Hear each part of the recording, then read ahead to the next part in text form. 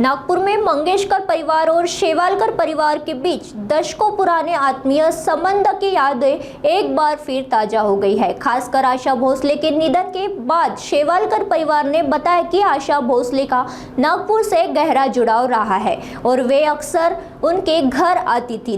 2015 में नागपुर महोत्सव के दौरान उनके घर पर हुई मुलाकातें और देर रात तक चली संगीत महफिलों को परिवार आज भी याद करता है। परिवार ने उनके सरल स्वभाव, स्वच्छता की आदत और सभी को प्यार से भोजन कराने की प्रवृत्ति को भी आज साझा किया है। उनके निधन से शेवाड़कर परिवार सहित नागपुर के कई लोग भावुक हो गए हैं।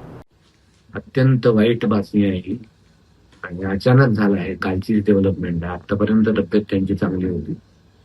आता 16 तारखेला पुण्याला Lata Mangeshkar institute of medical सायन्सेसचं भूमिपूजन आहे, त्याला त्या येणार होत्या।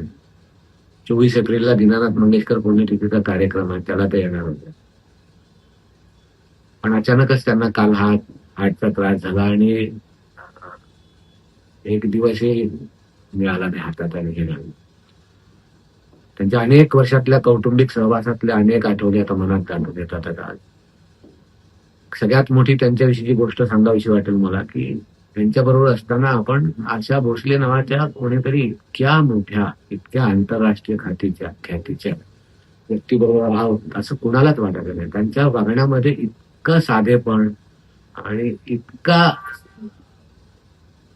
आत्मीयता भरलेली असायची आजूबाजूच्या लोकांबद्दल। घरच्या नोकरा चाकरांना सुद्धा, घरचे नोकर चाकरे सुद्धा मोकळे असायचे, त्यांचे त्या कौतुक करायचे। त्यांची स्वच्छतेची आवड ही त्यांची दुसरी आठवण म्हणून सांगावीशी वाटते मला की त्यांना स्वच्छता म्हणजे शिस्त होती। त्या घरी येणार असल्या की सगळ्या घरादाराला ते एक टेन्शन असायचं। 4-5 तास पासून सगळे नोकर चाकर, घरचे सगळे माणसं, सगळ्या वस्तू जिथे कुठे धूळ आहे ते साफ करत जायचे। नाही तर अशा ते स्वतः आल्यावर कुठे धूळ दिसली तर स्वतःच हातात फडके देऊन पहिले ते साफ करायचे आणि आपल्याला इतकं लाजीरवाडा व्हायचं ते।